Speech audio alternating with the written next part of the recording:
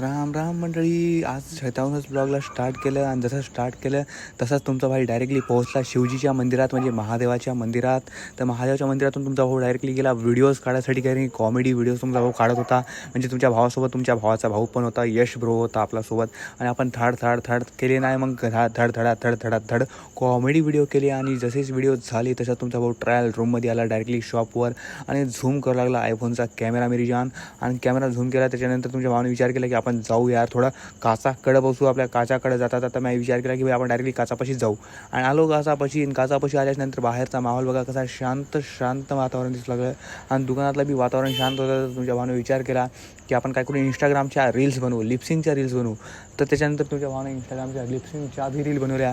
म्हणजे तुमचा भाऊ किती मेहनत करते बघा, कॉमेडी व्हिडिओ बनवते, रील्स बनवते, लिपसिंग करते भाई. आणि त्याच्यानंतर रोस्ट व्हिडिओ बनवते, व्लॉगिंग करते, मिनी व्लॉग बनवते. अजून काय करू यार, म्हणजे तुम्ही सांगा यार, तुम्ही सपोर्ट करत ना तुम्ही ते एवढं करून पण भाई लोक.